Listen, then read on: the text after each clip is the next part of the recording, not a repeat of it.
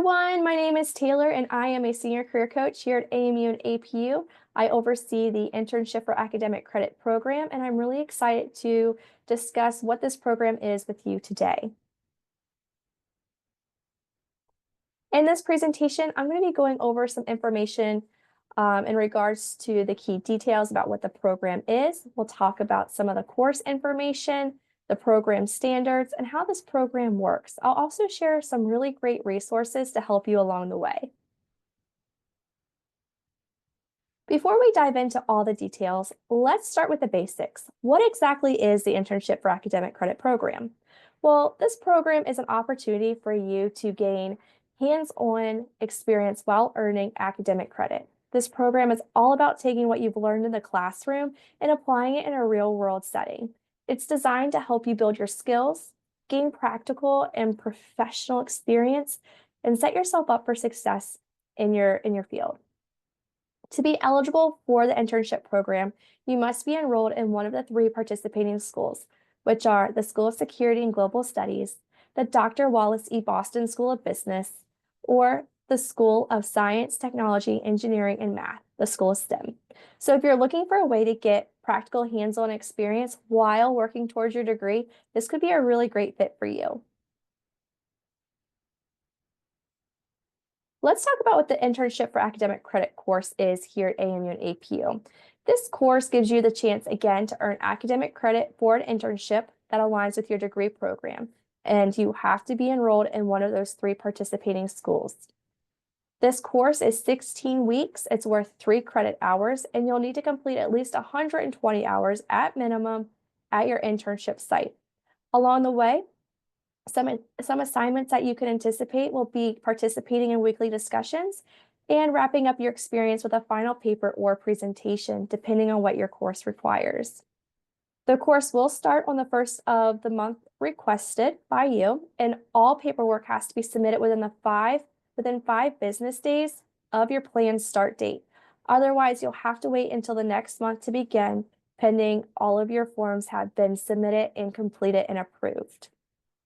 To enroll in this course, you'll need to find an internship on your own that meets the program standards and submit the necessary forms for approval. This ensures that your internship aligns with your academic and career goals, setting you up for a valuable experience. So let's talk about some program standards. That's something I just mentioned that's going to be required. So for an internship to qualify for the course here at AMU and APU, it has to meet certain standards to make sure that you get a valuable learning experience. So let's go over some of those key requirements.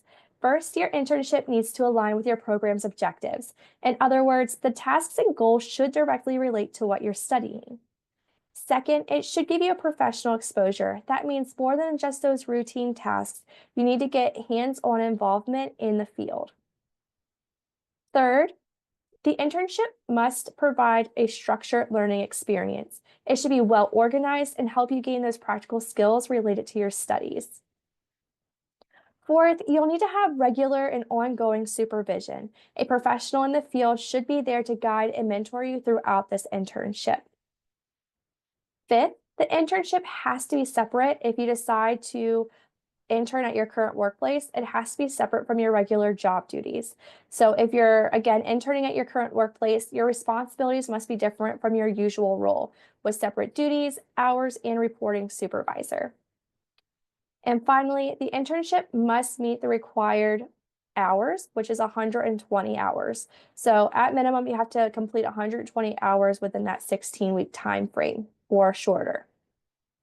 So of course, you can go over more hours. You can go over that 120, but at minimum, you need to have that 120 completed in 16 weeks.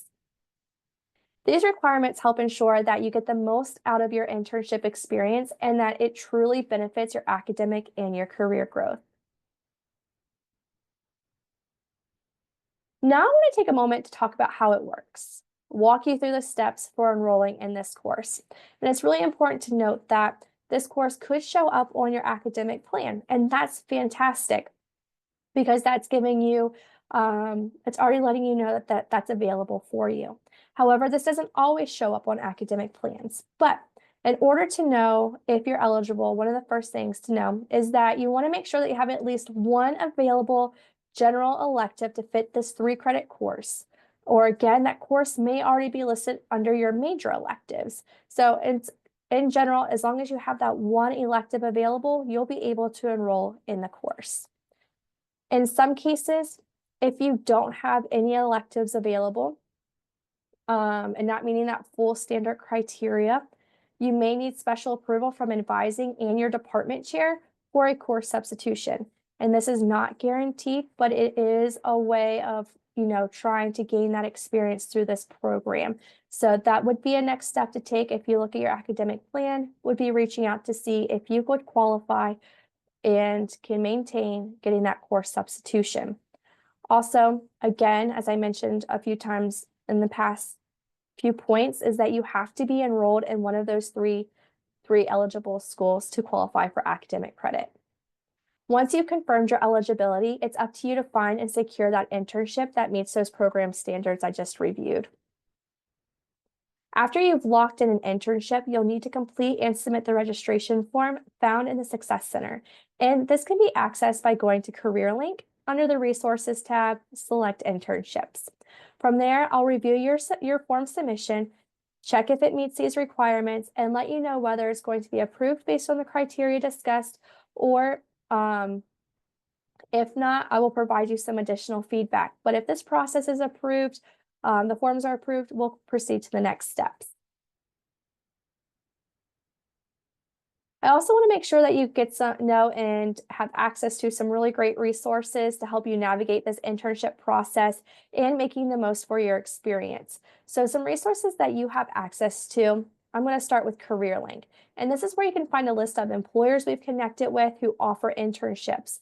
So if you log on to CareerLink under the Internships tab, or resources, and then select Internships, there's a section dedicated to employers that we've connected with, where you can look and begin searching on their website for potential opportunities. Next, we have a YouTube video called Unlock the Power of Internships. This breaks down why internships are valuable and how they can benefit you and your career.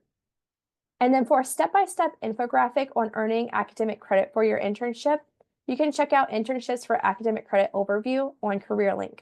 This resource walks you through the process, and it also links you out to the Success Center where you'll need to fill out the necessary forms. Another helpful tool is on AMU and APU Edge, which there are some really great articles on internships, including how an internship can benefit you. And this article covers how internships can help both in school and on the job. And then we also have why internships matters, diving into why they're important and making the most out of that opportunity. These resources are here to support you, so I highly recommend checking them out, especially if you're interested in the Internship for Academic Credit program. Thank you all for listening in. I would love to be able to meet with you, hear any questions that you might have. Feel free to get connected with Career Services. We're here to support you through your internship search and through the Internship for Academic Credit program process. So please feel free to reach out via email or via phone or through your eCampus, and I look forward to connecting with you. Thank you.